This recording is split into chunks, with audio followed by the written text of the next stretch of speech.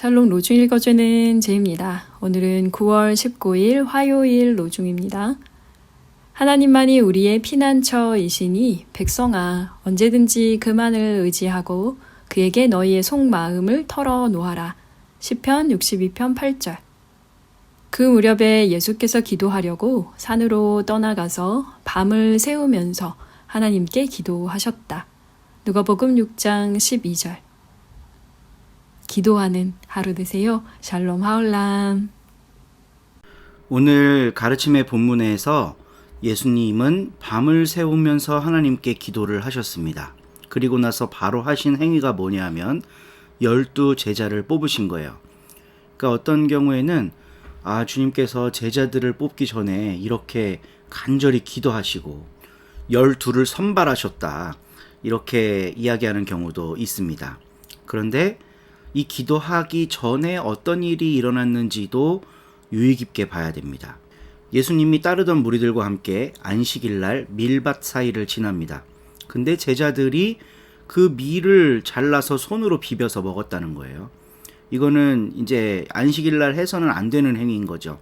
안식일 전날 밥을 다 지어놓고 안식일날은 먹기만 해야 됩니다, 원래. 근데 먹기 위해 어떤 노동을 하는 거, 이게 안식일날 안 되는 거거든요. 유대사회에서는. 그러니까 바로 바리새파 사람들이 와갖고 왜 당신들 안식일에 해선 안 될 일을 합니까? 그러자 예수님의 답변이 다윗 이야기도 하고 그러시지만 결론적으로 뭐라고 하시냐면 인자는 안식일의 주인이다 이렇게 말해버려요.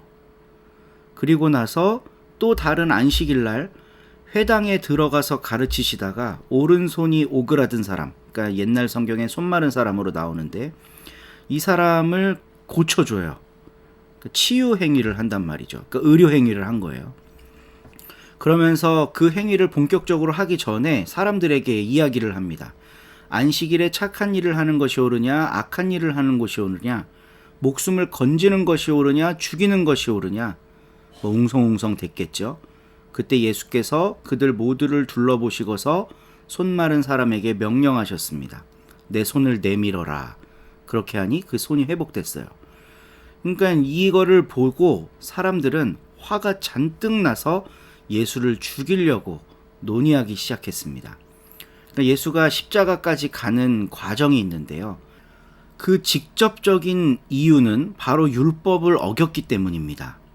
그러니까 나중에 로마 법정에서 이제 반역도로 몰려서 사형당하는데 그거는 유대인들이 이제 거짓 증언을 해서 그렇게 된 거고, 저자가 왕이라고 참칭했습니다 막 이러면서 거짓 증언을 한 거고, 실제적으로 유대교인들한테 죽었어야 하는 이유, 예수가 죽어야만 했던 이유는 율법을 어겼기 때문이에요. 그래서 저는 예수님이 밤새워서 기도하셔야 되는 상황이 아니었을까 하는 생각을 해봅니다. 예수님 유대인이죠. 자기가 하는 행동에 확신이 있었을까? 처음에는 긴가민가 했을 거예요. 확신이 필요해요. 앞으로 이렇게 율법을 어기면서 살아가야 할 텐데 하나님 이게 과연 옳습니까? 그리고 나뿐만이 아니라 나를 따르는 많은 사람들도 나 때문에 죽거나 다칠 수가 있는데 이 길 계속 가는 게 맞습니까? 이런 질문을 끊임없이 하나님께 하지 않으셨을까?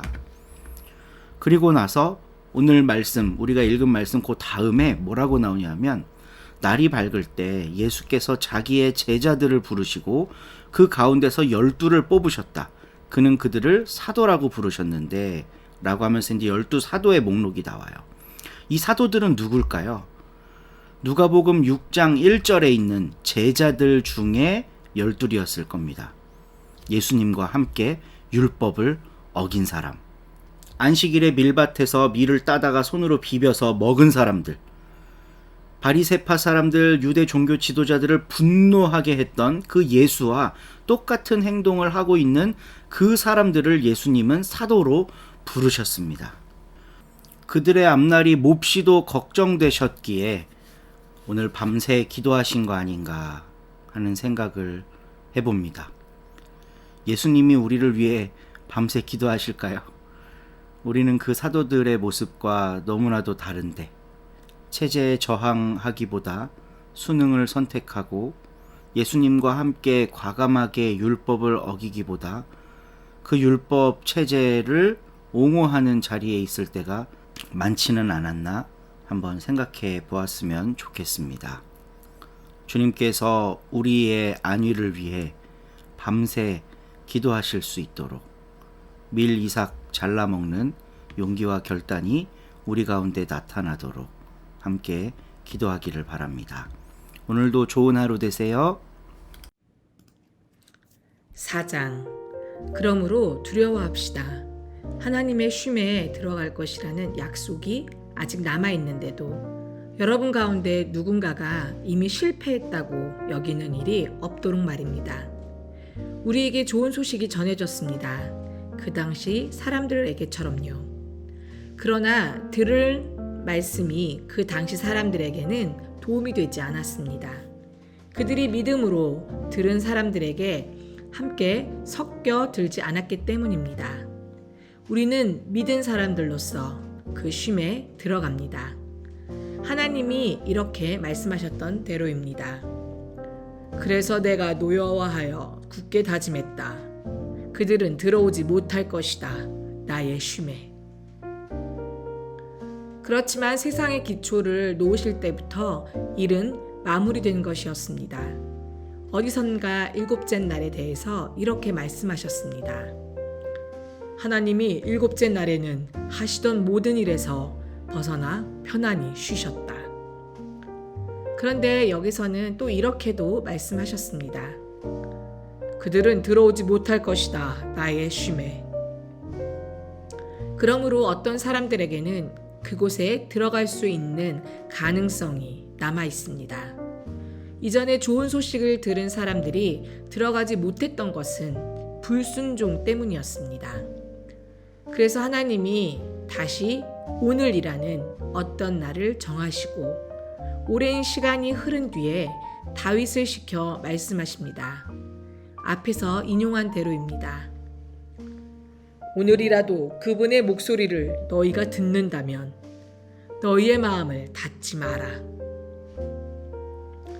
여호수아가 그들을 편안히 쉬게 해주었다면 그 뒤에 하나님이 다른 어떤 날에 대해 말씀하지 않으셨을 것입니다.